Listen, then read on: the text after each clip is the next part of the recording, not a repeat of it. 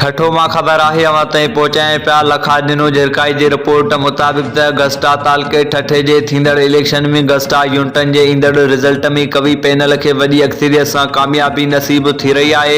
जंहिंमें government boys high सोडा, government higher secondary school झिरको, government girls high school Jhirk जे समूरनि उस्तादनि में ख़ैर मोहम्मद कवी पैनल सां मुकमल साथ निभाए उहो साबित करे ॾेखारियो त उहो उस्ताद दोस्त सत कवे पैनल सां गॾु आहिनि।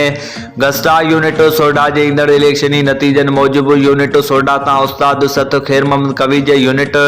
कामयाबी माणी वरिती आहे, जिथां सदर हबीबुल्ला गंदरो, नायब सदर Abdul Karim Soomro, general secretary Muhammad Umar Farooqui, joint secretary Khalil Ahmed Farooqui, खजानची Noor Hassan Soomro, press secretary Muhammad Hassan Khaskheli, unit higher secondary school Jhirk तां सदर अब्दुल मजीद समूह, नायब सदर Muhammad Saleem Soomro, joint secretary Ahmed Khan उमरानी,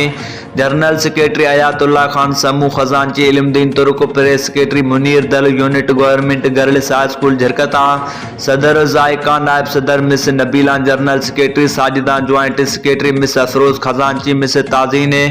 press secretary miss Fahima कामयाबी माणी वरिती आहे, जंहिंजी कामयाबी ते उस्ताद सथ जे सरवाण ख़ैर मोहम्मद कवी,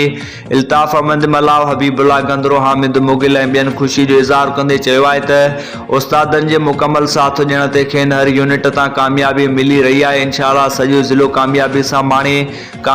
सां माणी उस्तादनि जा समूरा मसइला बिना कंहिं फ़र्क़ जे हल कंदासीं।